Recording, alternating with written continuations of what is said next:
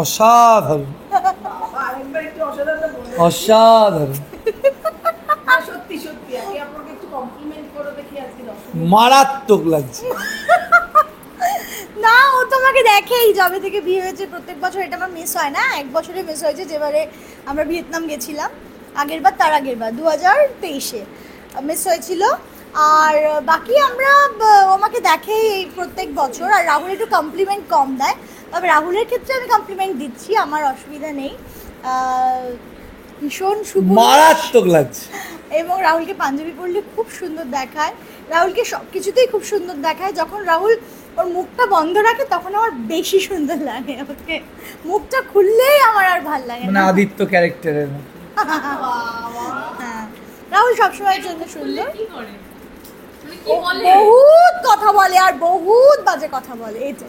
ওর মুখ বন্ধ থাকলে আমার ওকে জীবনে খুব ভালোবাসি, আর মুখ খুললে আমার আমি শেষ হয়ে যাই। হ্যাঁ, বেস্ট বয়, আর মুখ খুললে একদম সব থেকে খারাপ। আচ্ছা, রাহুল কিন্তু দেবতার সঙ্গে তুমি তুলনা করতে চাও, মানে দেবতার মতন ব্যাপার স্যাপার রয়েছে? না, কারোর সাথে তুলনা করবো কেন? দেবতার সাথে দেবতার স্থান আলাদা জায়গায়, রাবণ আর রাহুলের স্থান আলাদা জায়গায়। তবে ও নিজেকে নিজে অসুর বলে। ওই জন্য তুমি ওষুধকে মিষ্টি খাওয়াচ্ছিল, ভিডিও করছিল। আর কারোরটা করেনি, দেখ খুব অবহেলিত, সবার আগে। হ্যাঁ, খুব অবহেলিত অসুর। না আগেও বেচারা। হ্যাঁ, না আমি না, অ্যাকচুয়াল অসুর। ওর মায়া, ওর দুনিয়ায় বাইরে সবার প্রতি খুব মায়া, নিজের বউ বাদে, বুঝলি তো? তো তাই জন্য অসুরকে কেউ খাওয়াচ্ছে না, ওর মায়া। ও আমি যেহেতু খাইয়েছি, ওটা আগেও প্যান প্যান করেছে। আমি হার স্বীকার করে নিচ্ছি। আমি তো একটা বিরাট একটা মন্ত্র জেনেছি, যা বলবে দেখেছিলে বজরঙ্গি ভাইজান।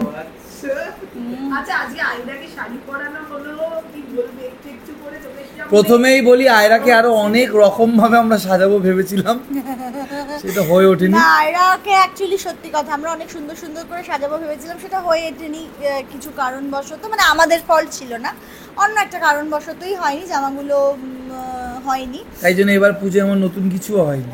আচ্ছা ঠিক আছে, এটা থাম। আর দ্বিতীয় কথা হচ্ছে যে আয়রাকে শাড়িটা আমার পরানো খুব ইচ্ছে ছিল, কারণ বাঙালির একটা ঐতিহ্য এবং ভারতীয় নারীদের একটা কি বলবো, সব থেকে সুন্দর পোশাক বলা হয় শাড়ি।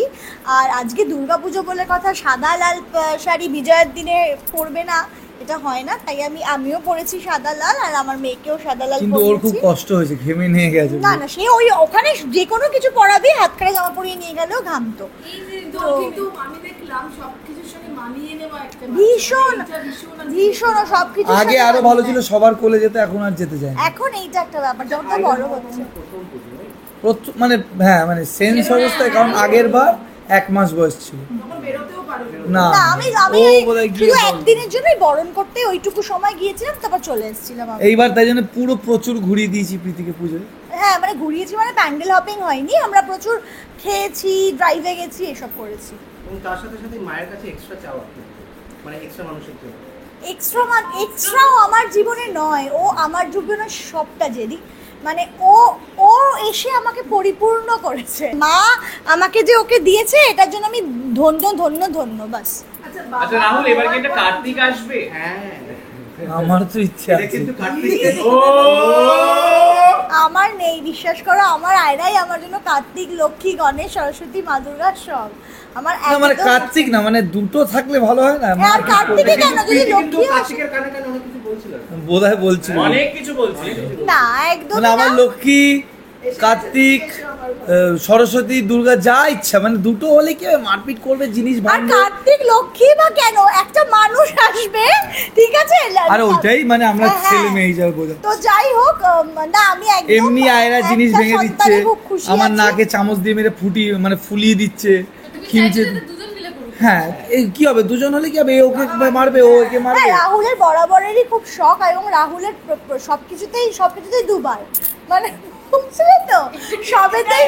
এটা তো লোক অন্য মানে করবে, এই দুবার না শাশুড়ি, মানে দুটো, মানে সবকিছুতেই দুটো, দুটো, মানে এক হাতে একটা জিনিস দিলে বলে আরেকটা, মানে ছোট বাচ্চারা হয় না, আয়রাও ওরকম হয়েছে, দুটো, দু হাতে দুটো। আমার দাদা ওই রকম, 2 হাতে দুটো। আর দুটো দুবার, হ্যাঁ দুটো। আর রাহুল তুমি নাকি আবার বিয়ে করতে চাইছো, যে প্রীতি বলছে?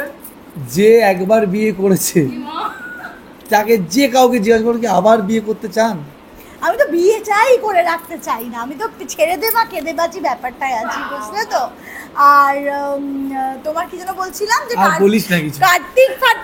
কার্তিক ফার্তিক বললে আবার বলে ফার্তিক বলছে, বলা যাবে না। যে দেখো যদি চলে আসে কোনো কেউ আরেকজন তাহলে সেটা আলাদা কথা, কিন্তু আমি একটা এইটুকুই জানাচ্ছিল। তারপরে আসছে না না এখন একদমই নেই, এখন দূর দূরান্ত প্ল্যানিং। এখন 1 বছর সবে আয়রার হয়েছে, কিসের প্ল্যানিং? ও একটু বড় হোক, আয়রার জন্য আমি কাজ বাজ ছেড়ে বসে রয়েছি যে আয়রার একটু বড় হোক তারপরে কাজে যাব। এখন আরেকজন আসলে আরো বসে থাকবো? একদমই নয়। আয়রা একবারে পুরা হয়ে শেপে ফিরে কাজে ঢুকে পড়ো। না না কি 8-9 বছর মতো আমার লাগবে। কত কিছুই ক্যামেরার সামনে বলতে ইচ্ছে করছে না, বলতে পারছি না আমি শুধু। আচ্ছা, মা বাবা হওয়ার পর মানে দায়িত্ব নিয়ে সন্তানকে সামনে প্রথম পুজো। হ্যাঁ। এইটা কেমন, একটু এই অভিজ্ঞতাটা কেমন? চাপ ফল। একটু কোনো সময় কি একটু চাপ লেগেছে নাকি পুরো সময়? সব সময় পুরো চাপ লেগেছে, আমার না। কোনো সময় একটু চাপ না, সব সময় পুরো চাপ। দেখো আমরা আগে হাত পা ছাড়া একটা না জিনিস, ছেলেদের এই দিক দিয়ে একটু আমি সত্যি কেন কি আগে এখন যে কোনো কিছুতে মনে হয় যে আয়রাকে আগে রেডি করো, আয়রার আগে খাবার তৈরি করো। যেরকম কালকেই আমরা একটা জায়গায় ঘুরতে গেছি, আয়রা ছিল, তারপর ওখান থেকে আমাদের আরেকটা জায়গায় যাওয়ার প্ল্যান ছিল, সবার ইচ্ছে ছিল, কিন্তু আয়রা ছিল বলে আমরা যেতে পারি যেতে পারি। এবারে ধরো খেতে খেতে সেদিনকে যেরকম আমরা কোলাঘাটে জাস্ট খাওয়াটা মুখে নিয়েছি, আয়রা পটি করে সারা গাটা আবার ওগুলো মানে। আর এখন ওর সামনে খাওয়াও যায় না, যা খাবে ওকে দিতে হবে। মানে আগে কোল্ড ড্রিঙ্ক বা ঠান্ডা জল খেলে জলের মধ্যে হাত বা কোল্ড ড্রিঙ্কে হাত ঢুকিয়ে দেবে। আগে সবার আগে ওকে না, আগে তো আমরা হাত পা ছাড়া একা মানুষের যা ইচ্ছা হয়ে যায়, এখন সঙ্গে আরেকটা মানুষ, এবং যে সব থেকে বড় মানুষ, তার জন্য সবার আগে সবকিছু করা ভাবা। মানে এটা একটা ফ্র্যাঙ্কলি সত্যি বলছি, ব্যাপার। আমরা ডায়েট করলো এত মেপে ঝুপে খাবার নিই না, যত কোথাও বেরোলে আয়লার জন্য নেওয়া হয়। ও আমাকে বকা এইবার একটা খাবে, ওইবার একটা খাবে, ওইটা গরম করে পুরো রেডি, পুরো সারা দিনের খাবার নিয়ে বেরোতে হয়। কিন্তু জামা কাপড় এটা একটা অন্য অনুভূতি, মানে দারুণ। বেশি বাইরে বেরোলে মানা। বাইরে বেরোলে আর বাড়িতে বাইরে কতক্ষণ বেরোয় বলো সেটা বলো। বাইরে ও সামলাতে পারে না। না আমি অ্যাকচুয়ালি খুব একটা বেশিক্ষণ কোলে নিতে পারি না, যদি বাবাকে মা রাধা ওই টঙে উঠে বেশ একটা ছুঁড়ে দিলে বাবাকে সামলা, সামলাতে সামলাতে ক্লান্ত। ভীষণ ক্লান্ত, ভীষণ। কি বোকা বোকা কথা, বাবা মেয়ে কি বাবার কোনো ভ্যালু নেই এখন।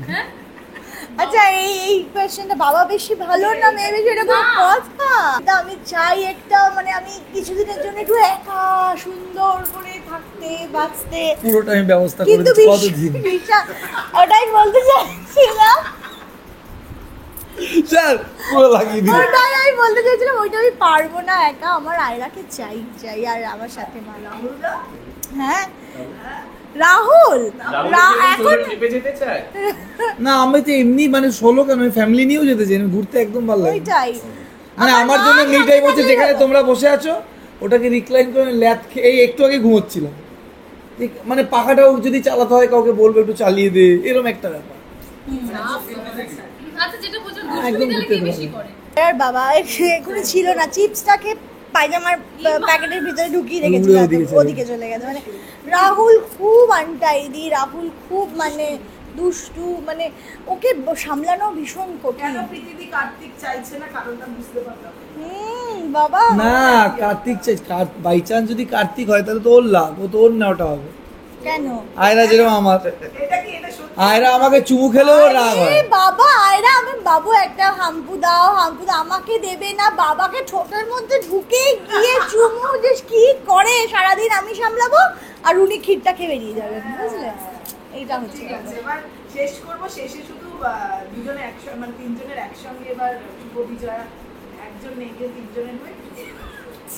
আচ্ছা সবাইকে শুভ বিজয়ের অনেক অনেক শুভেচ্ছা, অনেক ভালোবাসা, বড়দেরকে আমার আর রাহুলের তরফ থেকে প্রণাম, আর ছোটদেরকে অনেক ভালোবাসা। মা চলে গেলেন কিন্তু আসছে বছর আবার হবে, এই একটা মনের খুশি নিয়ে আমরা সারাটা বছর অপেক্ষা করি। আমি অলরেডি দেখে নিয়েছি সোশ্যাল মিডিয়া 380 দিন মতন বাকি আছে। হ্যাঁ মানে আবার একটা অপেক্ষা। সবাই খুব ভালো থাকবেন, সবাই শান্তিতে থাকুন, সুখে থাকুন, এটাই চাইবো। আর দুর্গাপুজো আসা মানে বিজয়া হচ্ছে দুঃখীর মানে দুঃখ আছে, ঠিক আছে, অত দুঃখ হবে। আবার কালী পুজো কিন্তু আসছে, দিওয়ালি একদম আসছে, exactly। তারপরে ক্রিসমাস আসছে, তারপরে আমাদের এনজয়মেন্টের কোনো অভাব নেই। কোনো অভাব নেই।